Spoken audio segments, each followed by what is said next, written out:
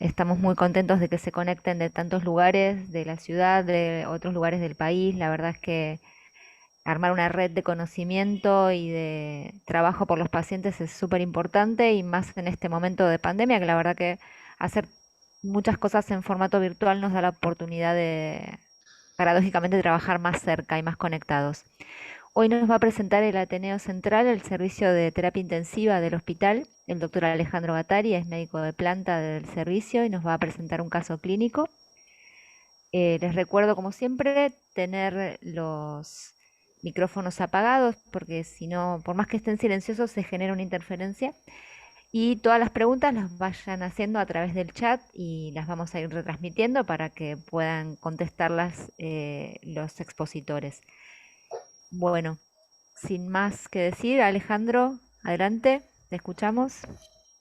Gracias, Nati. Bueno, buenos días a todos. La idea de la presentación del caso hoy desde la terapia es hablar sobre una patología que tal vez no sea tan pensada en la pediatría y discutir a partir de un caso clínico que tenemos actualmente internado en la terapia, las diferentes opciones terapéuticas y las diferentes opciones para un diagnóstico adecuado.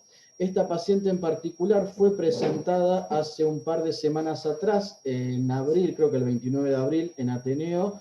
Es una paciente con una neurofibromatosis que se había discutido toda su historia previa antes del ingreso a terapia intensiva, así que los que hayan estado en ese momento, por ahí recuerdan el paciente y igual yo voy a hacer obviamente hincapié en los antecedentes de importancia. Eh, Ahí está. Bien. Bueno, esta es una paciente de 1 año y 9 meses, nacida post término de 42 semanas, de peso adecuado, un embarazo controlado con serologías negativas y pesquisa neonatal normal, nace por cesárea, por poligramios y presentación de pelviana con un APGAR 6,8, tiene posterior a eso un paro cardiorrespiratorio, ingresa a terapia intensiva neonatal, está ventilada 2 meses, tiene una falla de la extubación, por lo que se decide traqueostomía, con lo que logra desvincularse del ventilador alrededor de 2 meses después de ingreso. En aspecto cardiológico, un ductus corregido a los 15 días de vida, está con inotrópicos 10 días. Dentro de los antecedentes personales presentaba manchas café con leche, con lo que se llega al diagnóstico de neurofibromatosis tipo 1. El aspecto genético se realizó un cariotipo que fue normal. Desde el punto de vista endoscópico, como dijimos, estaba traqueostomizada por falla de la extubación. A principios de este año se le hace una endoscopía que vence una compresión extrínseca de la vía aérea, por lo cual se le hizo una tomografía que después la vamos a mostrar. Se planteó una endoscopía nueva para toma de biopsia de esta lesión, que después vamos a ver el resultado, obviamente. El aspecto neurológico presentaba un retraso neuromadurativo, macrocefalia, con una tomografía de sistema nervioso con dilatación de espacios ventriculares y subaracnoides, pero sin hidrocefalia. Y el aspecto nutricional se alimentaba por sonda y con semisólidos por una videodilución patológica. En la tomografía de tórax y abdomen, que ahora les voy a mostrar, se ven adenomegalias mediastinales e iliares, un engrosamiento distal del esófago, del tercio distal, con tráqueo y broncofuentes menor de diámetro, por una compresión extrínseca. Y en el aspecto oncohematológico, había estado obviamente en seguimiento por el servicio de oncohematología y luego de la biopsia que se hace por endoscopía se llega al diagnóstico de un neurofibroma plexiforme. Las imágenes tomográficas creo que es marzo de este año, son estas, que muestran a nivel del cuello todas las lesiones, los neurofibromas, tanto del cuello como a nivel mediastinal y en la parte superior del tórax, con compromiso obviamente de las estructuras de la vía aérea. Ahí se ven en algunas imágenes la compresión de los bronquios y de la vía aérea. Bueno, pasemos a la enfermedad actual de la paciente. Es una paciente que consulta en guardia por un cuadro de 6 días de evolución de fiebre y diarrea. Obviamente se había ya venido consultando previamente en los días previos, se habían hecho estudios para descartar COVID, que fue negativo, y inicialmente se habían dado pautas de rehidratación oral por aumento de las pérdidas por decaimiento y mal estado general regresa a la guardia. En guardia se la constata en mal estado general, taquicárdica 180 por minuto, con mal relleno capilar, asumen un cuadro de deshidratación severa secundaria gastroenteritis, se expande hasta 40 por kilo y se interna en sala de clínica para manejo del cuadro. En sala de clínica ingresa con una deshidratación grave y una sepsis severa en paciente con neurofibromatosis tipo 1. Ya, obviamente, luego de las expansiones de la guardia, ingresa menos deshidratada que lo que estaba previamente, pero con signo de deshidratación moderada, mucosa seca, xenoftalmos, hiporreactiva, taquicárdica, taquipneica, oliúrica. Se reciben datos de laboratorio que mostraban una leucocitosis con una fórmula desviada a la izquierda, sin anemia, sin plaquetopenia, una química con una alteración de la función renal, una urea de 60, creatina 1,1, un úrico 9,5, luego sin alteraciones, una proteína C reactiva muy elevada, un estado sebáceo con una acidosis metabólica sin acidemia por compensación respiratoria, con -10 de exceso de base, un ionograma normal, un láctico normal y obviamente una nueva PCR para COVID-19 negativa. Se realizan cultivos por asumir el cuadro como una sepsis severa, con hemocultivos por 2, urocultivo, coprocultivo. Se realiza una ecografía abdominal que muestra asas distendidas con escaso peristaltismo. Es evaluada inicialmente por cirugía, que adopta conducta expectante desde el punto de vista quirúrgico, y una radiografía de abdomen de pie, con dilatación de asas. Se asume como un cuadro de sepsis severa, secundaria a foco enteral, se medica con ceftriaxona, metronidazol, protección gástrica y un plan con necesidades basales y un déficit previo del 8% por el cuadro clínico que presentaba. Inicialmente, en las primeras 24-48 horas de la evolución en sala de clínica, la paciente evoluciona favorablemente, con afebril, con recuperación del peso en las primeras 48 horas, con un laboratorio que inicialmente mejora, con mejoría de los parámetros renales, disminución de la creatinina, de la urea, del úrico. Si los cultivos de sangre vienen negativos, el uro viene negativo, y rescata en el coprocultivo una aeromona y un Capilobacter jejuni. Inicia tolerancia enteral hasta que a las 48 horas del ingreso la paciente presenta un episodio de deterioro del sensorio, anisocoria con pupila izquierda mediática, fijación de la mirada, fasciculaciones de la lengua. Dentro de este cuadro se asume como una convulsión. Obviamente se pone sostén con oxígeno suplementario, se da una dosis de lorazepam endovenoso. La duración total del episodio es de 10 minutos y se realiza un laboratorio que muestra una alteración del ionograma con una hipernatremia, ¿sí? En este momento se asume como la hipernatremia como causa de la convulsión. Se indica una corrección de agua libre rápida, 4 mililitros por kilo con dextrosal 2,5, con un control posterior del sodio de 148 a la hora de la administración de esta corrección de agua libre, luego de lo cual presenta un nuevo episodio de desconexión, con fijación de la mirada, pupilas asimétricas e hipertonía, con una nueva dosis. En este momento se administra midazolam intramuscular, y por el cuadro clínico de deterioro del sensorio de la paciente se decide control pase a terapia intensiva previa realización de una imagen. No sé si hasta este momento alguien quiere aportar algo en base al manejo de este episodio paroxístico en la sala. ¿Sí? No sé si alguien tendrá algo que decir o quieren que continúe.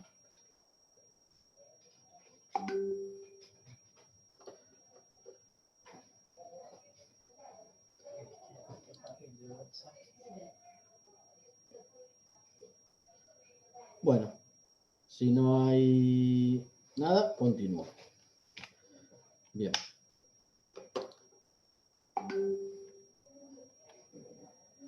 Bien, la paciente ingresa a terapia intensiva, se encontraba con deterioro agudo del sensorio, En ese momento pupilas isocóricas y reactivas con el miembro superior e inferior derecho en rotación interna.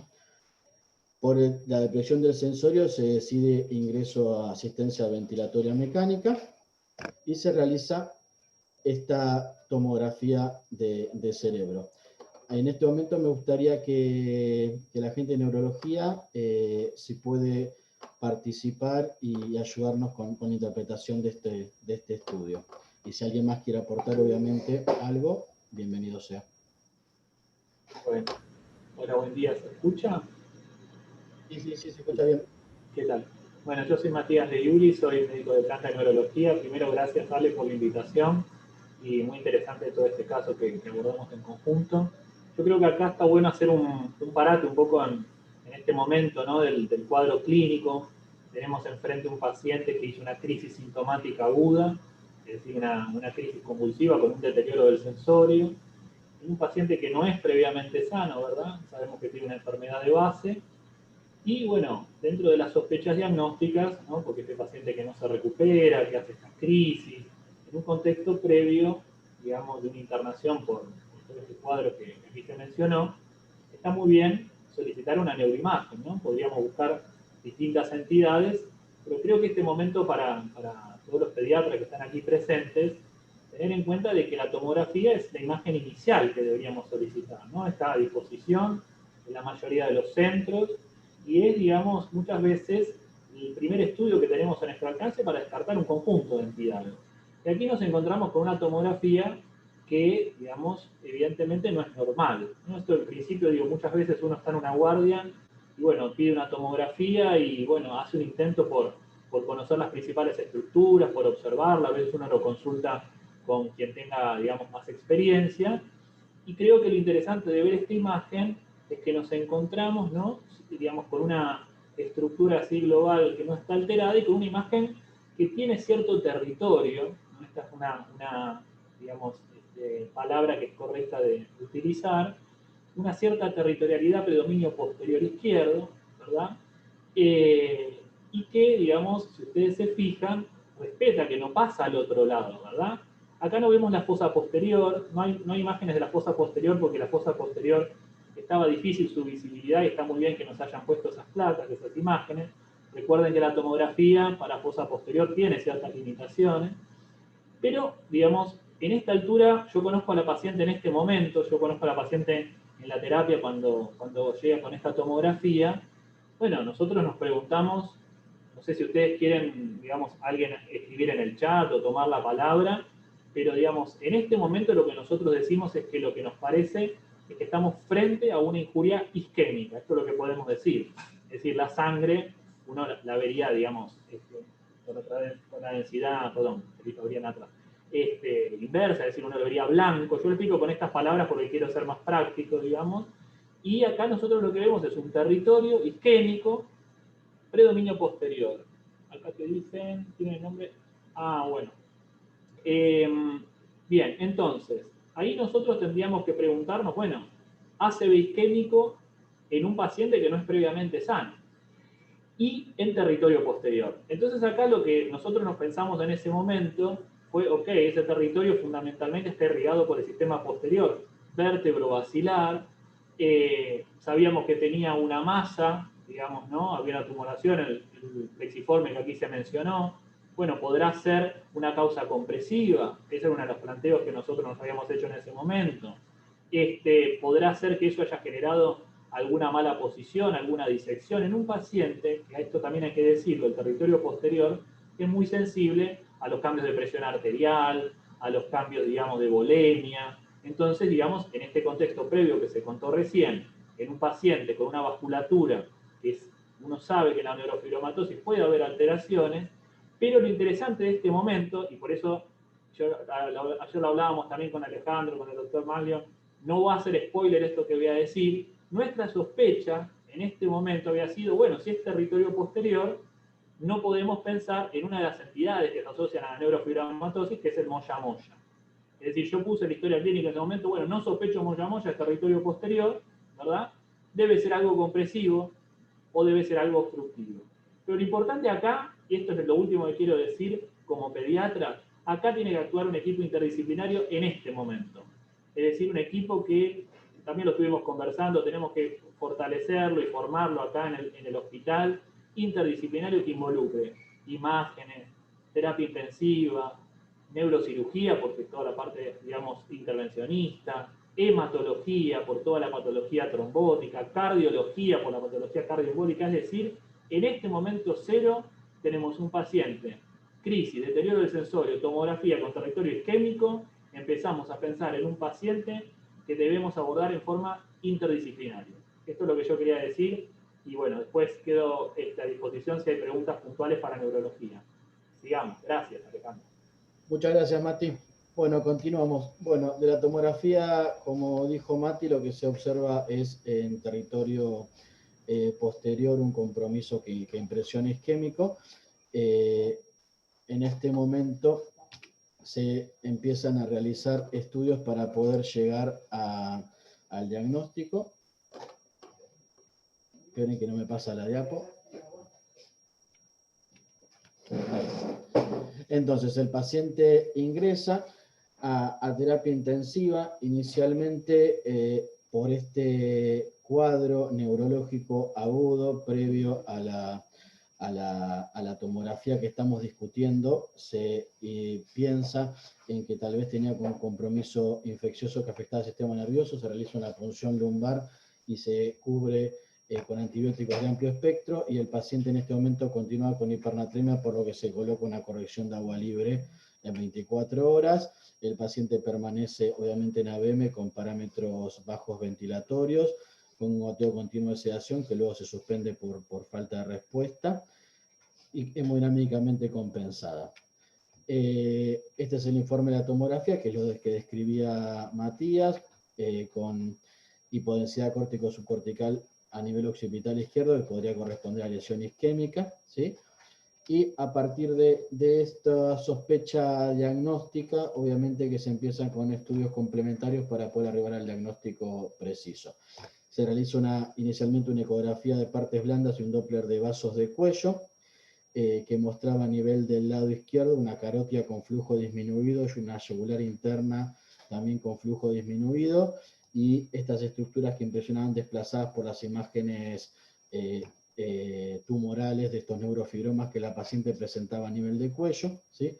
Se realiza también un Doppler transcranial, que es un estudio no invasivo que nosotros realizamos mucho en terapia intensiva para poder evaluar y monitorizar adecuadamente a nuestros pacientes, que mostraba a nivel de la arteria cerebral media izquierda una velocidad obviamente disminuida.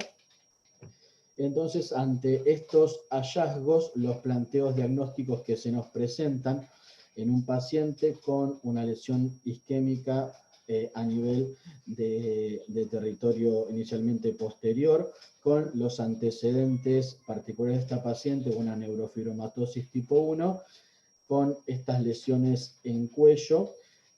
Todos los diagnósticos diferenciales que se nos presentan son estos. Lo primero, una trombosis. Obviamente, esta paciente con una neurofibromatosis tipo 1 es una enfermedad que después vamos a ver se asocia bastante a arteriopatías o vasculopatías. La posibilidad de una compresión extrínseca de causa tumoral, la posibilidad de una disección por el territorio posterior comprometido, o, como decía Mati anteriormente, la enfermedad de Moyamoya, que en lo inicial no parecía por el compromiso posterior, pero es de las arteriopatías es la que más se asocia a neurofibromatosis tipo 1.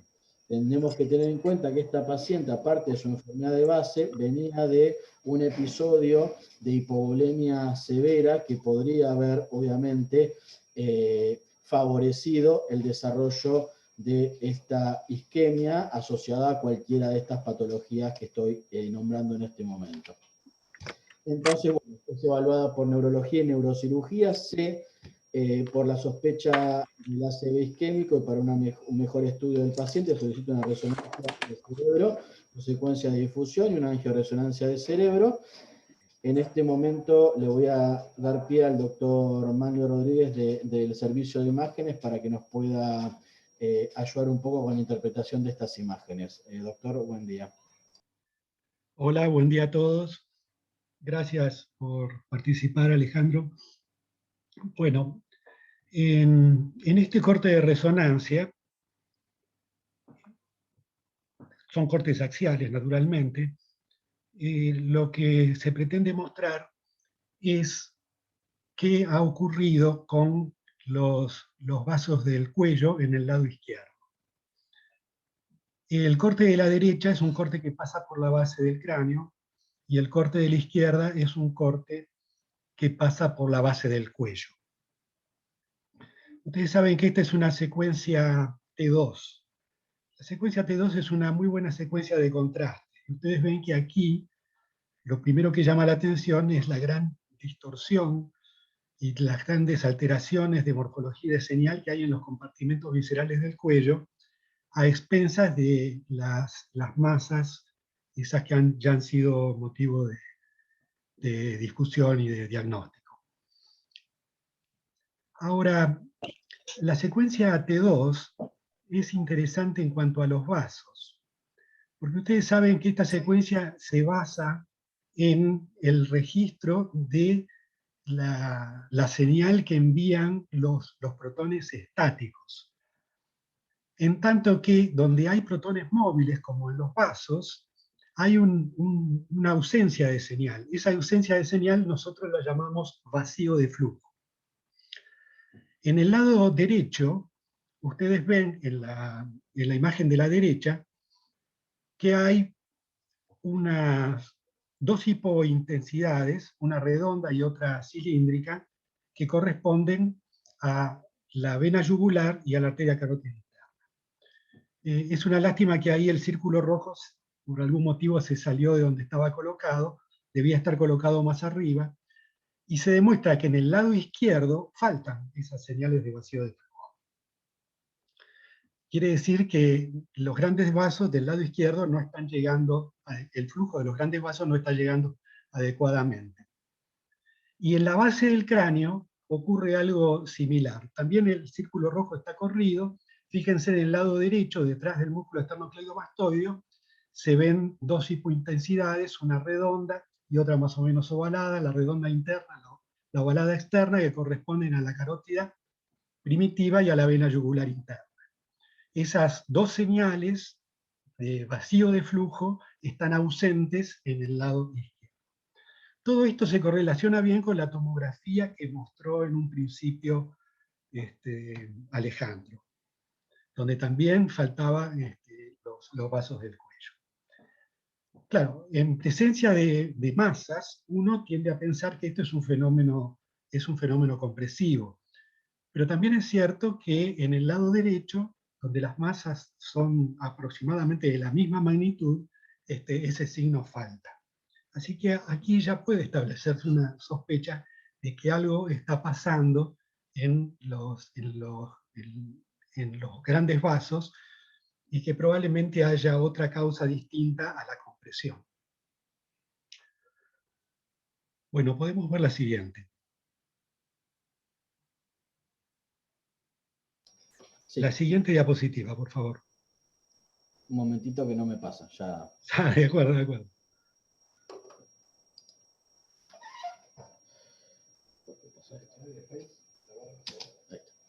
Ahí está. Bueno, esta diapositiva muestra los hallazgos cerebrales. En la hilera de arriba, elegí la secuencia T2, porque es una secuencia muy buena de señal. Se ve muy bien el agua, se ve como señal hiperintensa, y los cortes están hechos desde la parte caudal a la parte cefálica, es decir, empiezo por la izquierda. Bueno, ahí se ve en la fosa posterior un área de señal alterada, hiperintensa, que afecta el cerebelo, el hemisferio cerebeloso izquierdo. Fíjense que hay una relativa indemnidad de la sustancia blanca del mismo hemisferio. Cuando vemos la siguiente, la derecha, a la derecha de la que acabo de nombrar, aparece compromiso supratentorial, es decir, el lóbulo occipital y el lóbulo temporal, aparece el compromiso más extenso del cerebelo, que en este caso es bilateral, más extenso del lado izquierdo, y también la mitad izquierda del tronco encefálico.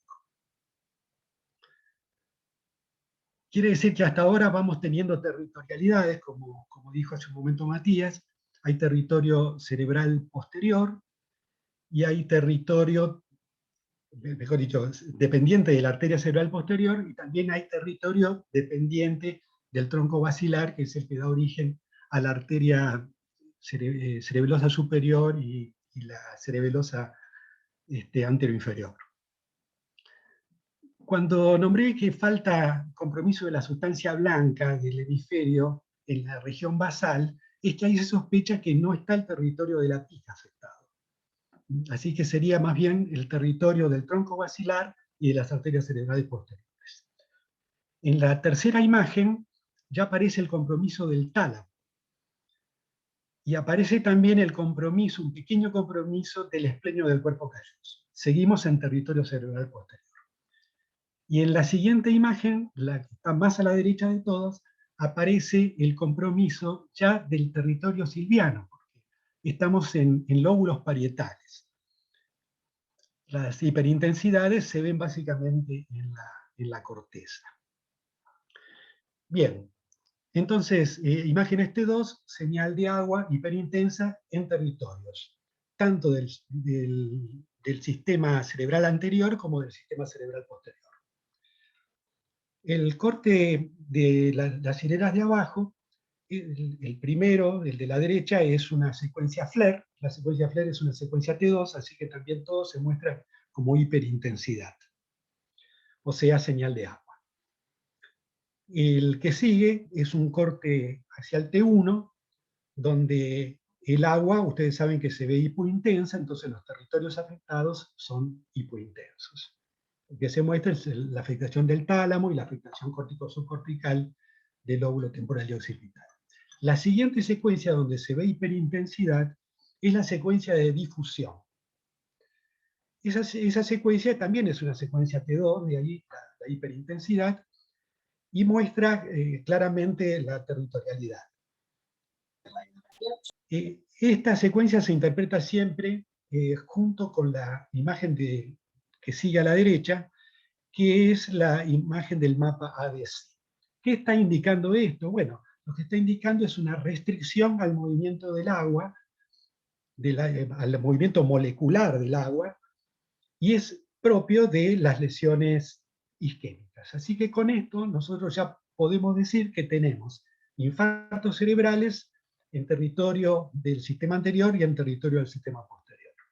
Esto es verdaderamente una cosa muy, muy excepcional, porque normalmente uno ve territorialidad de una arteria que puede pertenecer tanto al territorio cerebral anterior como al sistema posterior, pero es muy, muy difícil verlo juntos. Eso lo hemos visto algunas veces, por ejemplo, en los trastornos mitocondriales, donde los episodios isquémicos, que pueden ser extensos, no dependen de la permeabilidad de los vasos, sino que dependen de la respiración celular. Así que esto hasta aquí era un problema bastante difícil de interpretar, pero lo que sabíamos era que había isquemias. Estas isquemias en este momento que la estamos viendo, ya están transitando el periodo subagudo, porque ustedes ven que hay aumento del volumen tisular, ¿no? Cosa que en el momento agudo, donde es todo edema citotóxico, no hay aumento del volumen tisular. Aquí se sumó también edema vasogénico. Bueno, conclusión, infartos en territorios cerebrales. La siguiente, por favor. Sí, ahora voy a poner las imágenes de la angiografía, cuando me deje pasar. Bueno, cómo no.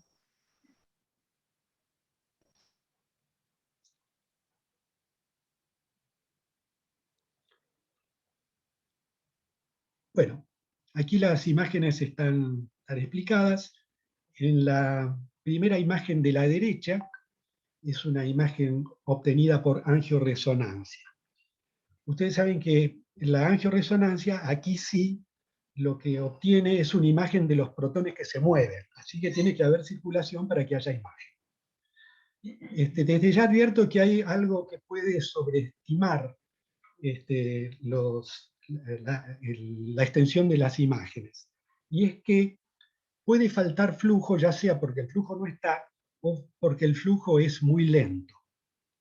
Así que donde nosotros no vemos señal de flujo pueden ocurrir cualquiera de esos dos fenómenos.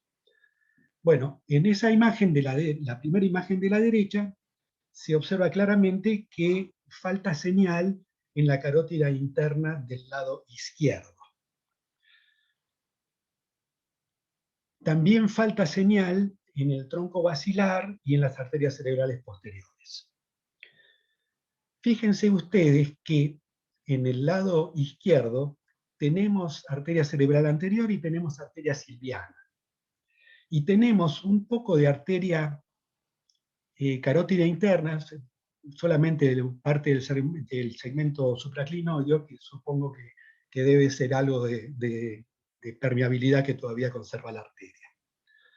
Ahora, el hecho de que esté bien el segmento A1 y el segmento M1 de arteria cerebral anterior y arteria cerebral media del lado izquierdo, eso opera un poco en contra de pensar que sea un moya-moya. Porque en el moya-moya la estenosis es supraclinoidea y enseguida repercute sobre esos dos segmentos. Así que en principio uno pensaría que esto es otra cosa, no un moya-moya. Cuando vemos en la imagen del centro los vasos del cuello, se ve claramente que hay nacimiento del tronco arterial brachiocefálico del lado derecho, se ve la subclavia, se ve la carótida primitiva de ese lado. Y cuando vemos lo que pasa en el lado izquierdo, vemos que falta la señal de la carótida primitiva del lado izquierdo, y lo que se ve sí es la arteria vertebral. Fíjense que las arterias vertebrales tienen un trayecto normal en la porción cervical. En la imagen de la derecha, que es un tiempo venoso, se ve que falta la señal de flujo en el seno lateral, en el seno sigmoideo, y es muy débil la señal de flujo en la vena yugular de ese lado. Bien, entonces quiere decir que nosotros estamos delante de una patología extensa, probablemente vinculada a los propios vasos, ¿no? Acá no estamos hablando de fenómenos obstructivos trombóticos, sino que estamos hablando de enfermedad de las paredes arteriales. Bueno, cuando nosotros vimos esto, y estábamos un poco desconcertados porque en realidad no teníamos explicación para este tipo de fenómenos, fuimos a revisar las imágenes anteriores. Teníamos una resonancia del mes de agosto del año 2020. Y esto, en un análisis así ya más retrospectivo y más dirigido, nos dimos cuenta que la señal de flujo de la porción del sifón carotídeo del lado izquierdo ya era menor que la que se veía en el lado derecho. En la imagen del medio se ve que había segmento A1 y segmento M1. Quiere que, como ya les dije antes, esto de alguna manera no era el hallazgo que nosotros esperábamos, que es propio del moya-moya. Así que aquí también pensábamos que, a partir de eso pensé que realmente había un problema de vasculopatía. Y en el otro corte, en el corte de la derecha, lo que quise mostrar son los efectos que este déficit circulatorio ya tenía. La paciente tiene una atrofia difusa de los dos hemisferios cerebrales, pero predomina sobre el lado izquierdo. Y ahí en el círculo les estoy mostrando cómo los espacios subaracnoideos están más grandes de ese lado, es decir, la atrofia, si bien difusa, predomina sobre el lado izquierdo. Bueno, esta es una diapositiva que incorporé a pedido del doctor Matías de neurología, una sugerencia muy inteligente, porque Claro, cuando uno no ve la señal de la arteria carótida desde el nacimiento en el callado aórtico, se pregunta si realmente alguna vez este paciente tuvo arteria. Ahí sí, claro, la tuvo. Y la presencia de un conducto carotídeo casi normal, dice que acá hubo alguna vez un flujo normal. Fíjense que si uno lo compara con el del otro lado, es un poco más pequeño. Así que quiere decir que acá lo que hubo fue una disminución progresiva del calibre arterial. No se olviden que las dimensiones de los agujeros de la base del cráneo que dan paso a las arterias se mantienen permeables y se producen por el latido arterial. Así que en la medida en que vaya disminuyendo el calibre arterial, es esperar que también vayan disminuyendo el calibre de los agujeros de la base del cráneo. Bien. La gran enseñanza que nos va dejando este caso es que esa presunción que todos tuvimos y que fue planteada, de que aquí estos infartos tenían punto de partida en una enfermedad vascular, lo que nos deja como enseñanza esto es que la enfermedad vascular en la neurofibromatosis tiene un espectro mucho más amplio del que pueden tener las alteraciones propias del moya-moya. Y entonces este artículo que les cito, entre los muchos que consultamos, es que aquí ya está descrita la oclusión progresiva de la arteria carótida interna desde su nacimiento en la neurofibromatosis. Bueno, y hasta acá llegamos por el momento con los comentarios de las imágenes de resonancia magnética. Muchas gracias, doctor Manlio. Muy interesante todo lo que nos comentó. Ahora vamos a seguir con el caso clínico. ¿Cuándo me deje pasar?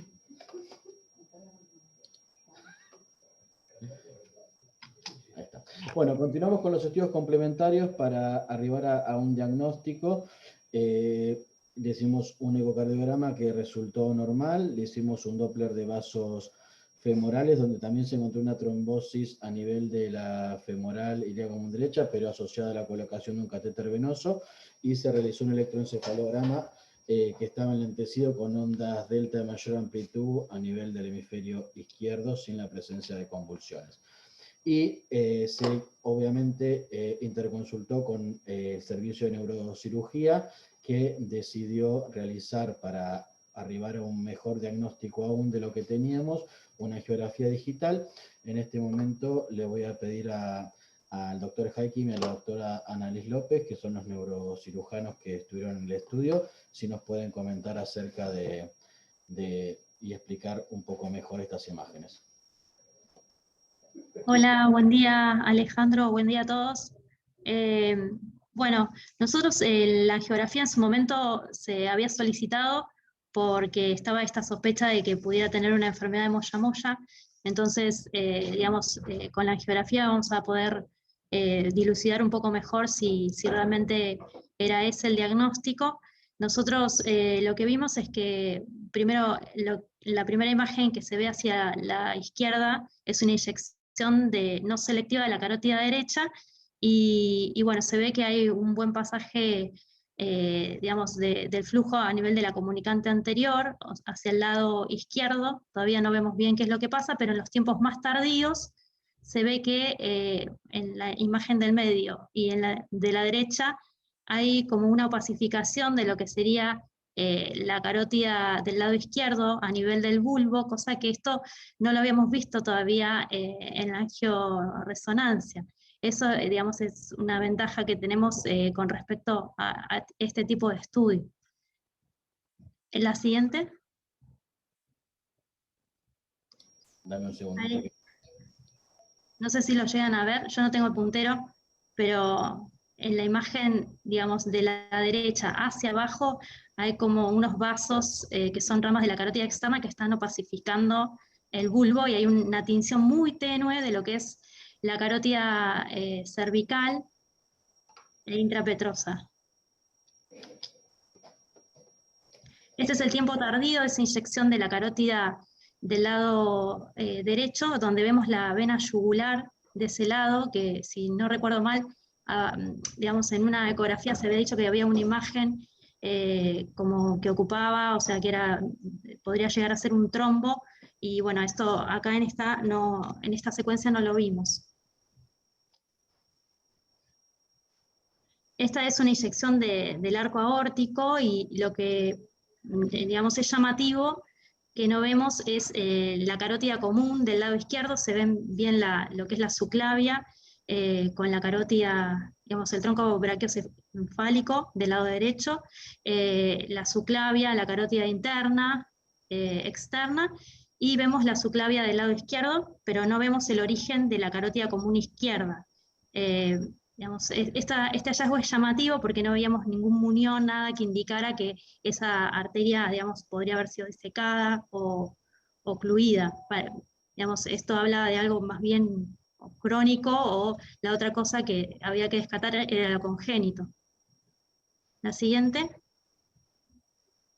Perdón, Alejandro, ¿podrías volver para atrás?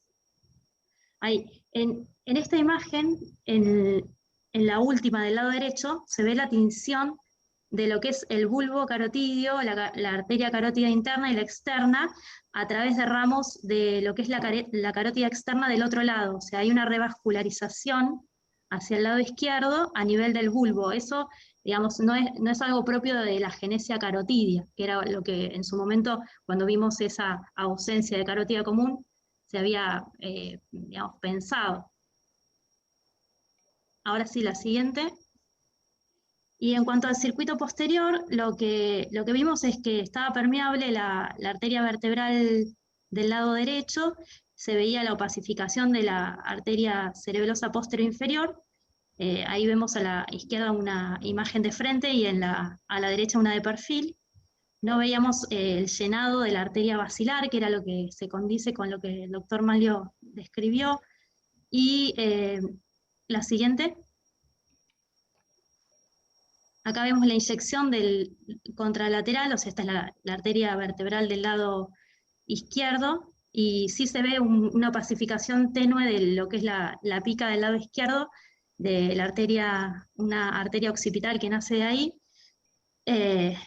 pero no vemos tampoco el llenado de la arteria basilar. Digamos, el paciente había tenido una isquemia en territorio posterior, y eso, digamos, encontró su hallazgo en la angiografía. Creo que no tengo más imágenes, ¿no? ¿Hay otra, Filmina? No, ya no hay más. Ah, perfecto. En la parte del informe que está tardando.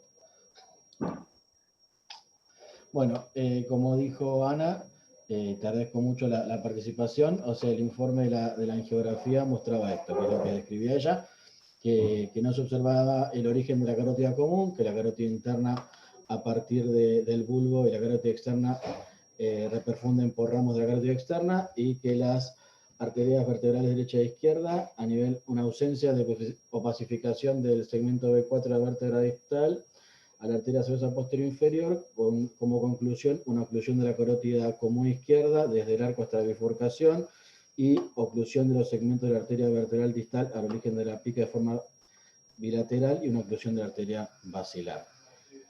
Bueno, continuando con el caso clínico, obviamente, ante la sospecha, antes de tener todos estos estudios que se terminaron haciendo, hasta la sospecha por un accidente cerebrovascular isquémico, y sospecha de tal vez una trombosis venosa, porque se tenía una ecografía Doppler compatible con una trombosis de la carótida interna, inicia tratamiento con heparina de bajo peso molecular. Algo que fue muy discutido con la gente de hematología. Creo que lamentablemente no hay nadie conectado de hematología que nos pueda ayudar un poco en este momento, pero por las características del ACV, que era muy grande, el riesgo de sangrado ante la sospecha de que había una trombosis y la transformación ACV de isquémico hemorrágico, se dudó inicialmente y empezó con una dosis profilaxis que luego se cambió a tratamiento. Desde el punto de vista neurológico, la paciente evoluciona de forma desfavorable, con un compromiso neurológico muy severo, sin apertura ocular espontánea, con espasticidad de los 4 miembros, que requiere tratamiento con baclofeno, diazepam y AINES, y también desde el punto de vista neurológico se evaluó con potenciales evocados de tronco, que mostraron obviamente compromiso a nivel de tronco cerebral, a nivel de protuberancia medio superior izquierda. La paciente actualmente continúa en la terapia intensiva con nosotros, está realizando destete del respirador, un destete bastante dificultoso por las características de lo sucedido, continúa sin apertura ocular espontánea, con hemiparesia braquiocural derecha severa y sin conexión con el medio. Bueno, en este momento finaliza lo que es la presentación del cuadro del caso clínico. Quiero agradecer a todos los servicios que participaron de la presentación. Queríamos finalizar el Ateneo con una discusión acerca del diagnóstico y tratamiento del ACV isquémico en pediatría, que es algo muy controversial. Nos pareció muy interesante esta parte a partir de este caso, que no es un caso habitual y tal vez la causa del ACV de esta paciente no es lo que más habitualmente uno ve en los pacientes pediátricos, pero a partir de este caso nos pareció de suma importancia plantear las dificultades que uno tiene para el manejo de estos pacientes. Ahora voy a dejar de compartir esta diapo y poner el otro Power, así podemos finalizar.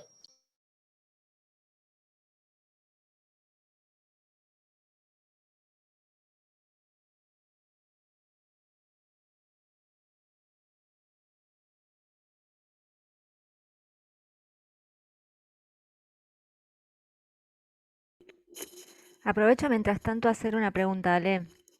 ¿Cómo Sí. estarían interpretando entonces la etiología del ACV?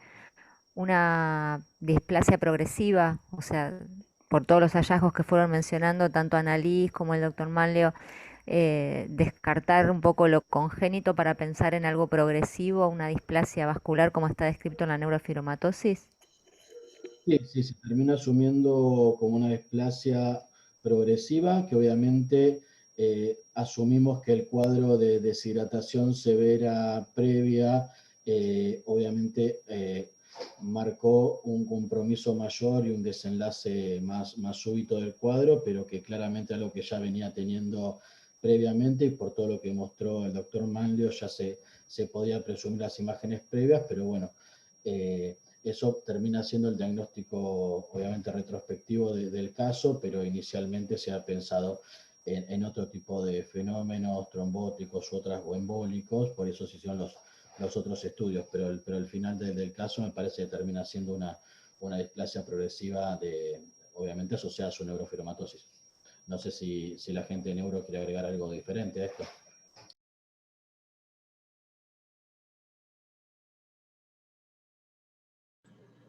No, yo creo que estuvo muy completo toda la presentación, gracias. Lo que sí quería decir es que ahora actualmente la paciente está evolucionando muy lentamente. Yo sé que en el Ateneo pasado discutieron un poco en relación a otros tratamientos oncológicos y demás que están planteados a veces en estos casos de neurofibromas plexiformes. Y a veces hay datos que a nosotros nos sirven del hallazgo del examen físico, por eso nosotros utilizamos mucho la neurofisiología y el examen físico en estos pacientes que están tan comprometidos. Ahora actualmente lo que tiene, digamos, desde el punto de vista pupilar, que lo conversábamos el otro día, es que tiene abolido el reflejo fotomotor y consensuado. Esto, digamos, la abolición del consensuado habla del compromiso mesencefálico, de la región pretectal, los núcleos de Edinger-Westphal, que son los que llevan la inervación parasimpática que compromete a la pupila y que permite el reflejo pupilar. O sea, hay mucho compromiso troncal, por eso también los potenciales evocados de tronco. Es decir, todos los estudios que uno hace también para ver luego cómo continuar con el tratamiento. Pero después, digamos, desde el punto de vista nuestro, digamos, no tenemos mucho más que lo que aquí se ha mencionado. Perfecto, gracias. Bueno, continuamos con el Ateneo. Bien. Dame un segundito. Bueno, como introducción, el ACV isquémico en neonatos y pacientes pediátricos se debe a una interrupción del flujo arterial, ¿sí? O del flujo venoso. Nosotros, en este caso, vamos a discutir las causas de ACV isquémico arterial, no vamos a hablar del venoso ni del ACV hemorrágico.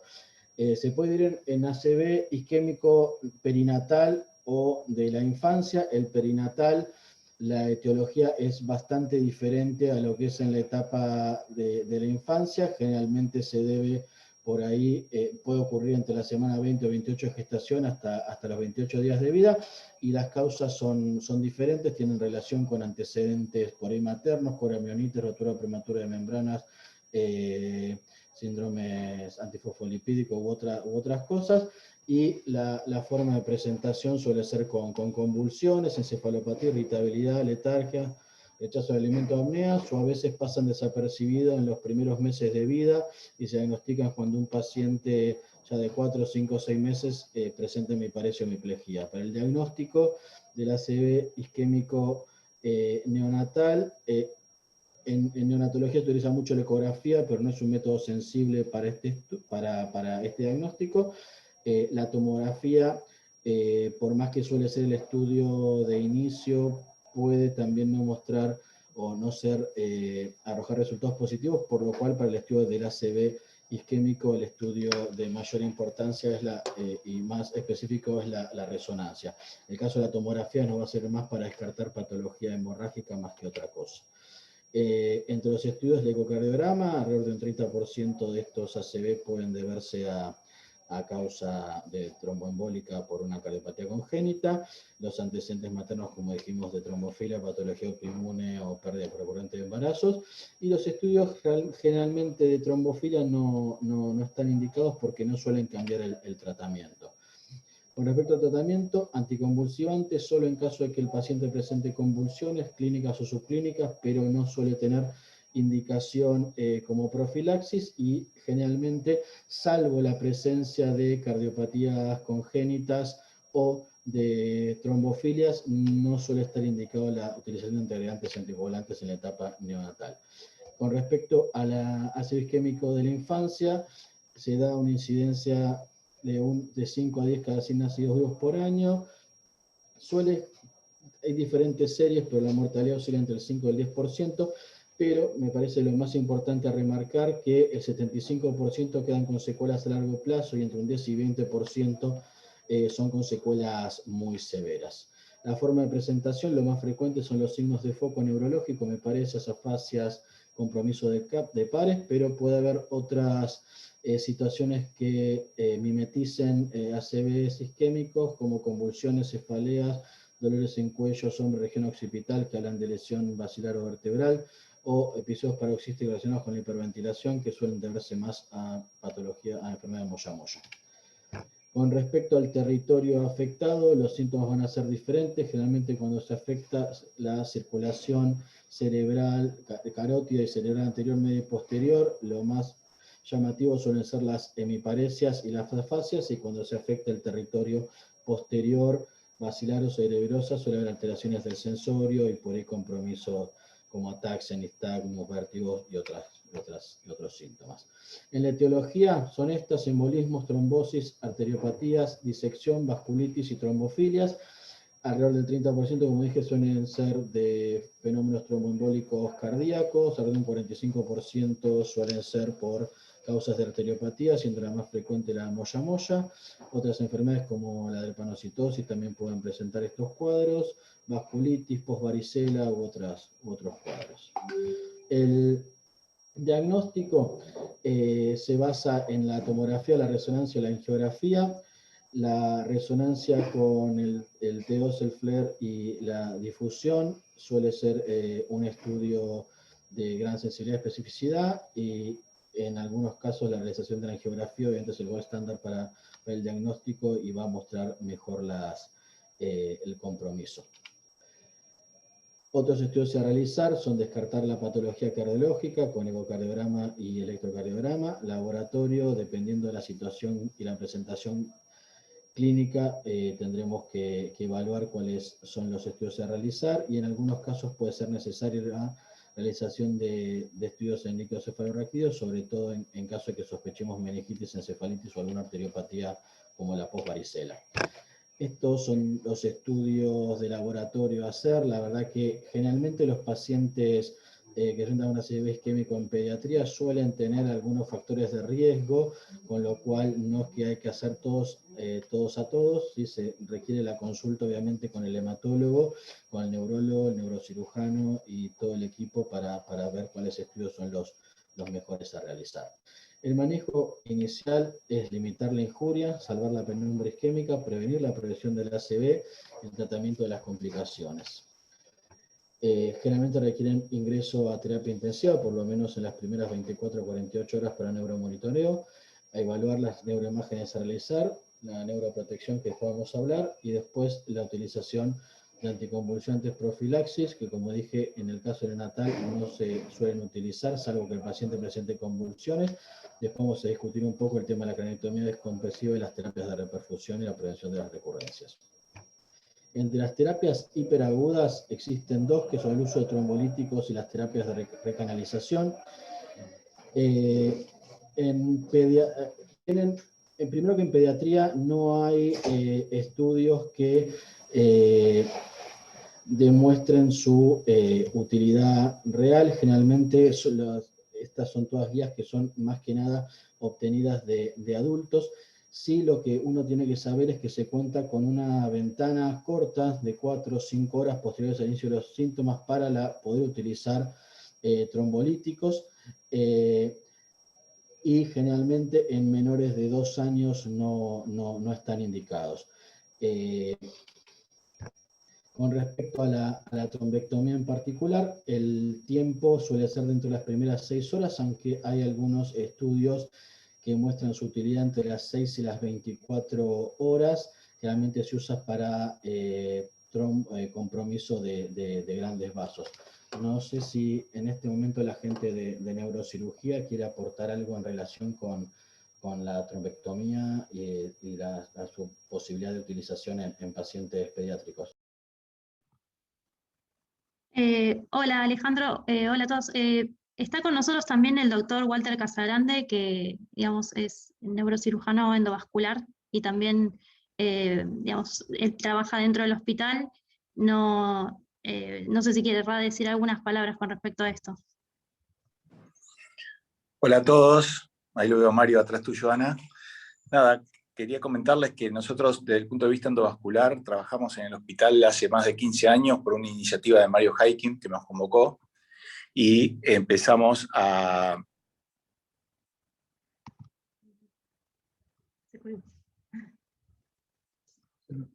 En el hospital podemos hacer trombectomía mecánica en niños, si bien no es lo más frecuente, digamos, la trombectomía en niños no es una patología prevalente y demás.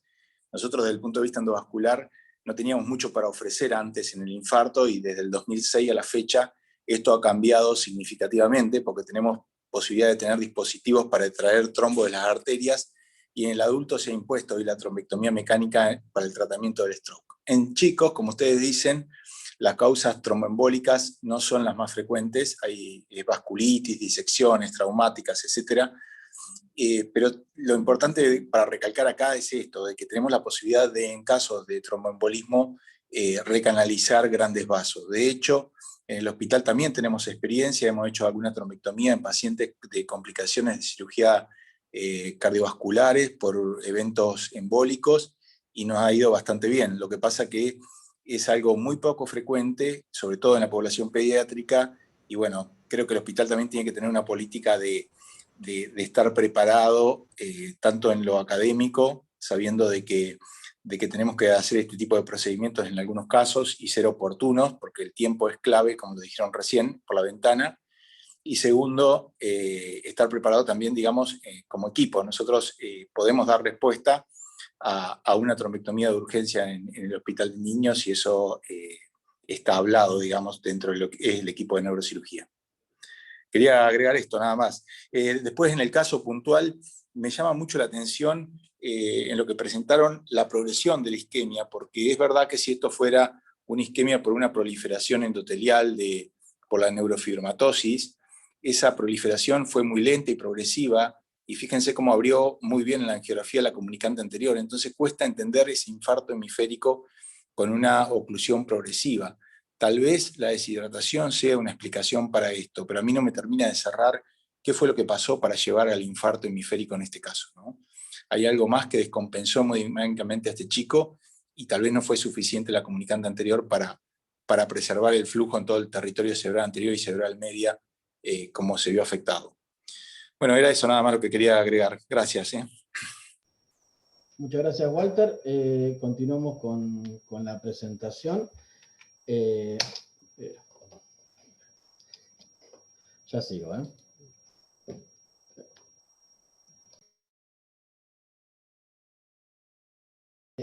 Luego, las terapias hiperagudas que comentábamos recién, están las terapéuticas agudas, que son el tratamiento médico, que es la neuroprotección. En este caso, obviamente, es por el ingreso del paciente a la terapia. La protección neurológica se basa en una adecuada oxigenación, en la prevención de las convulsiones, evitar o tratar enérgicamente la fiebre. La cabecera en este caso tiene que estar plana, a diferencia de lo que es habitualmente el manejo del paciente con un episodio como es un trauma, porque en este caso la cabecera plana va a favorecer una mejor irrigación cerebral, aunque obviamente puede haber aumento de la presión intracraneana, pero se va a predominar eso. Y lo que tenemos que hacer obviamente es tratar de evitar cualquier situación de injuria secundaria asociada a la injuria primaria del paciente que ya está establecida. Y después el tratamiento quirúrgico está descrito a la realización de craniotomías. No sé si el doctor Hiking por ahí quiere participar y acerca de la experiencia en craniotomías en pacientes con ACVs o no. Primero una cuestión conceptual con este paciente, porque ahí hay un problema con sería el consumo de oxígeno, que crónicamente debe haber estado perjudicado por todas las condiciones, y la resonancia anterior que se mostró ya tenía imágenes de sufrimiento, digamos que ese parénquima ya estaba probablemente en el límite de su perfusión. Y la deshidratación seguramente completó el cuadro, y además son masas bastante grandes, por más que no estaba totalmente comprimido y demás. Respecto de las craniectomías, que eso se comenzó en parte por los traumatismos, y también ha habido un impulso para hacerla en adultos, también es como que tiene un periodo o una ventana donde podría llegar a ser útil, pero lo que siempre tenemos que saber, que es similar al traumatismo de cráneo grave, que son medidas extremas en cerebros que ya han sufrido. O sea, puede ser que el paciente sobreviva, pero las secuelas que va a tener también van a ser importantes. O sea, no es curativo. Ayuda a que el cerebro tenga un lugar donde expandirse, y a veces no es suficiente para controlar semejante edema que es agudo, que es muy brusco y que daña terriblemente ese cerebro. Gracias, Mario. Seguimos. Cuando pueda.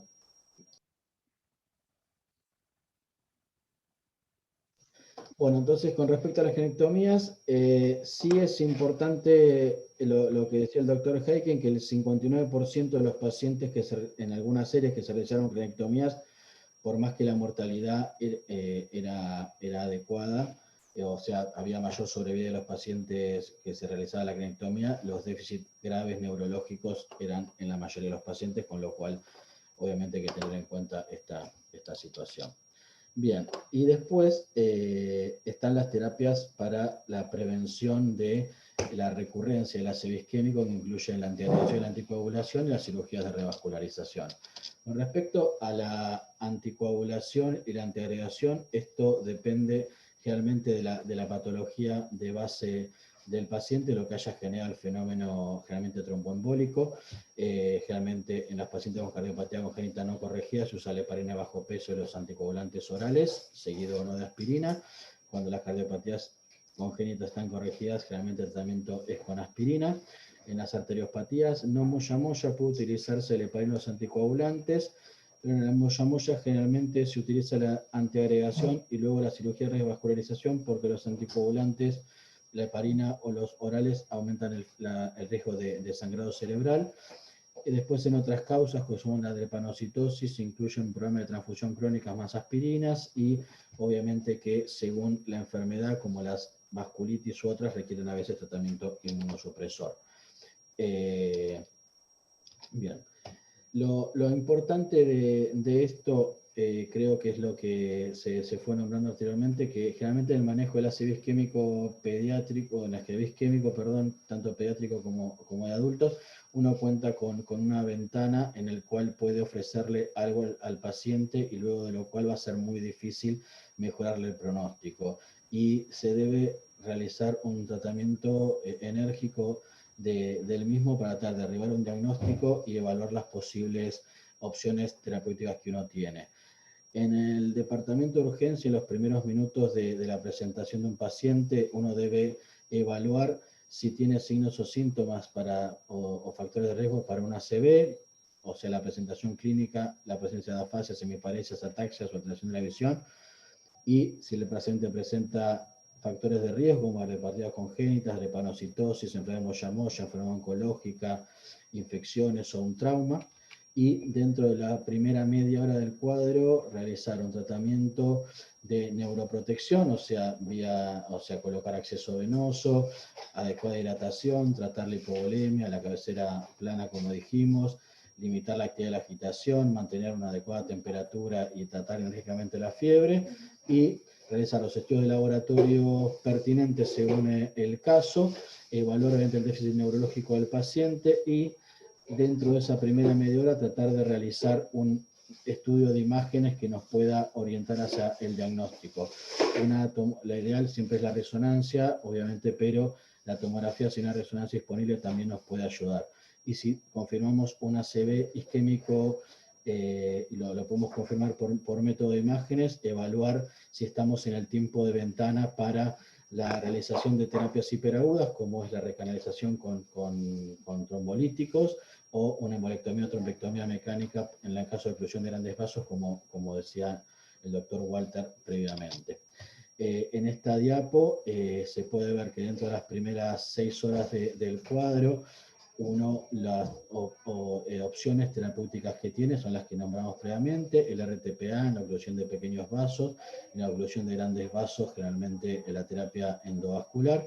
Luego de pasar 6 horas y dentro de las primeras 24 horas se puede plantear la embolectomía, la trombectomía mecánica en algunos pacientes según los criterios que cumplan.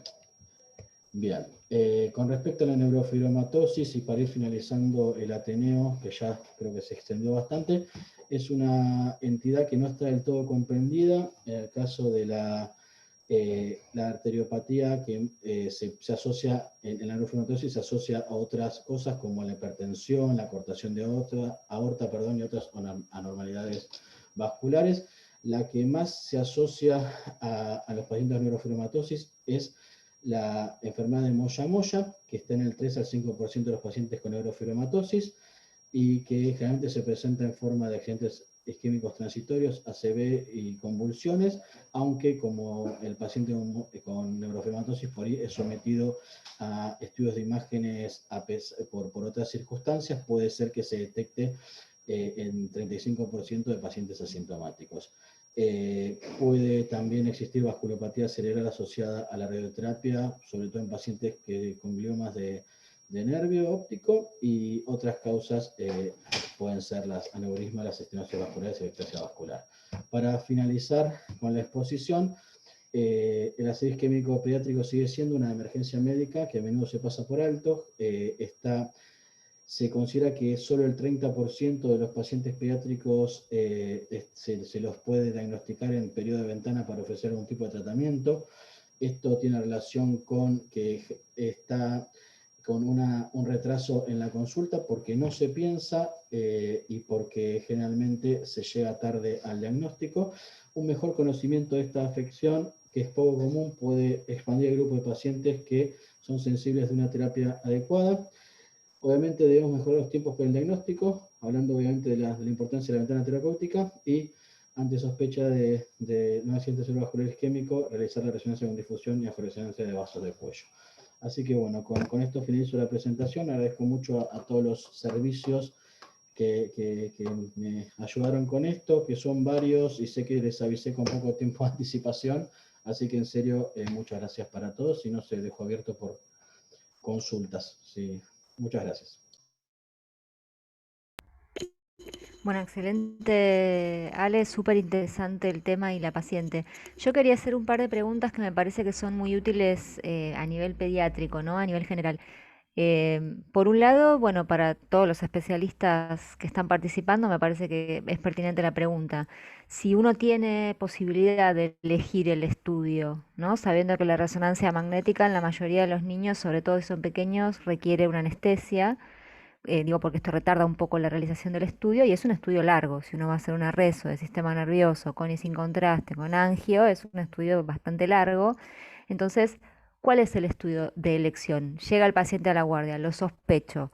¿Le hago la resonancia si la tengo disponible o con una tomografía, conociendo las limitaciones del estudio en sí, alcanza? El que quiera responder, pueden. Bueno, la resonancia magnética es seguramente el instrumento que puede hacer el diagnóstico más temprano, ¿no? Porque las alteraciones de la densidad, que serían las que se expresan en la tomografía, son un poco más tardías, necesitan mayor contenido de agua para que aparezca la hipodensidad. En ese caso, si uno pretende hacer un diagnóstico temprano, la resonancia magnética es más adecuada. Con respecto a algunas cosas que se dijeron, que me parecieron muy interesantes, quiero marcar algo del rol de la resonancia en el estudio del stroke. Y es que también disponemos, y el hospital dispone, de la secuencia de perfusión. La secuencia de perfusión es una secuencia que nosotros la podemos realizar inclusive sin contraste.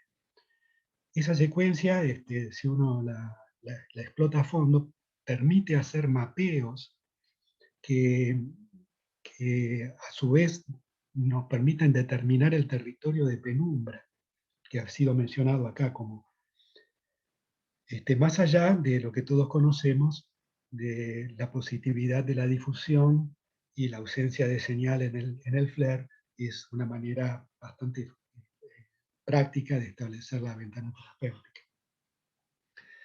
Así que bueno, la perfusión por tomografía computada ya ha sido completamente descartada. La perfusión.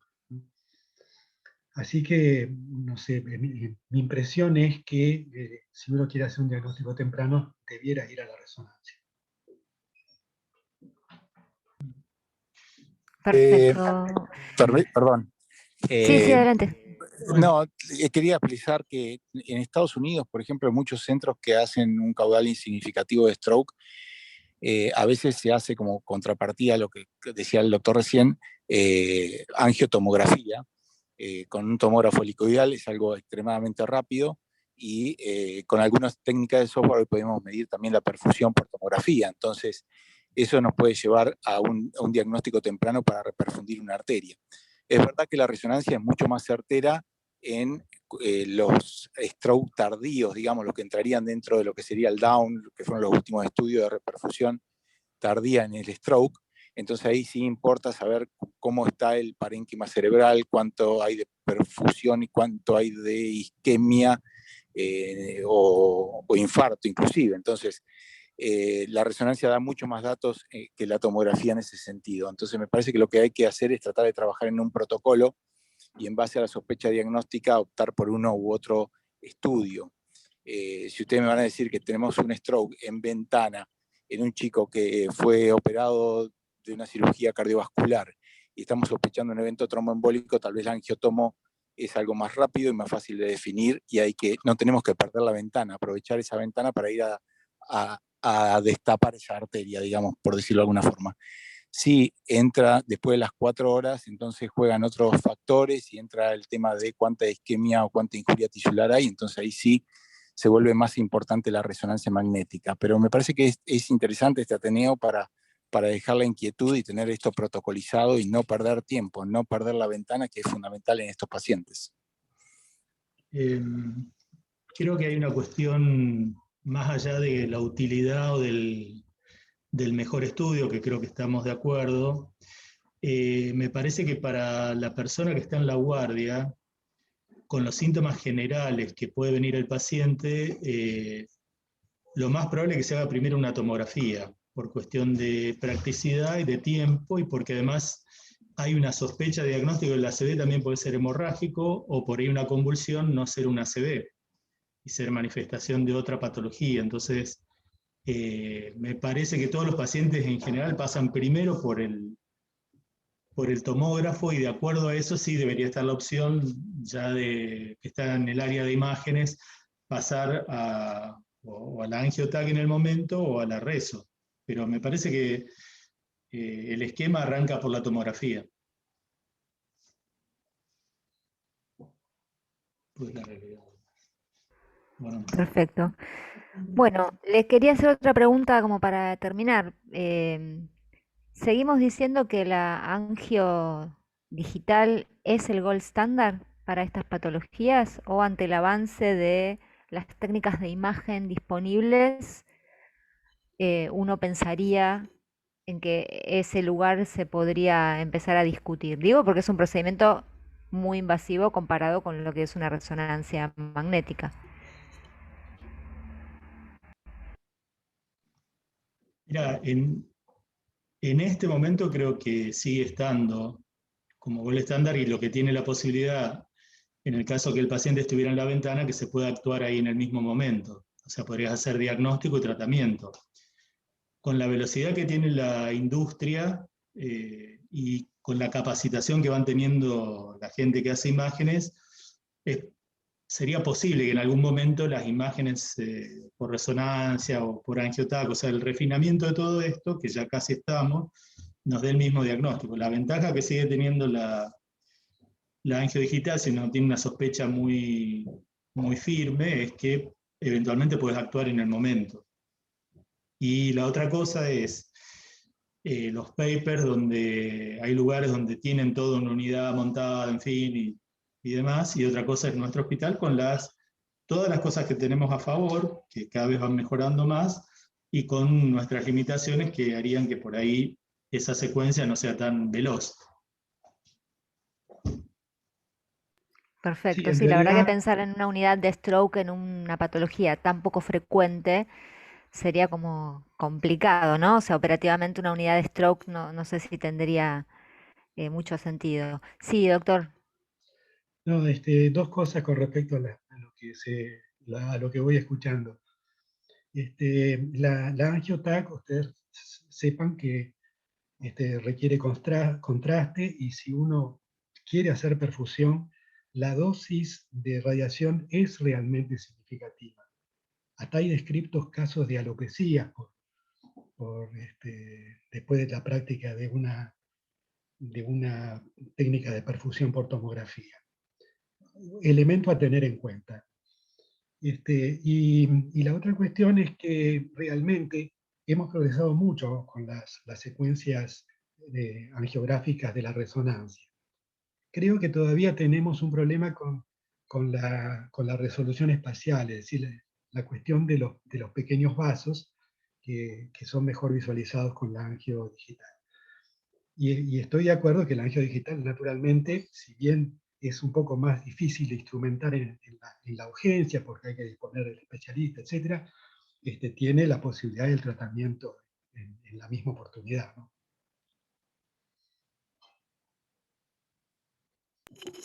Bueno, la verdad es que me parece que fue un Ateneo súper enriquecedor, aprendimos un montón. En esto hay muchos avances permanentemente, hay muchas cosas de los adultos que no podemos extrapolar a pediatría como hacemos con un montón de tratamientos y de cosas. Realmente en pediatría el stroke no es lo mismo, así que me parece que fue sumamente útil. Muchas gracias a todos, Matías, doctor Malio, doctor Heiki, Annalise, el doctor Walter también, todos los que han participado y por supuesto a la terapia que trajo este paciente tan interesante. Así que muchas gracias a todos por estar del otro lado y los esperamos la semana que viene para un nuevo Ateneo. Muchas gracias a todos. Gracias y hasta la próxima.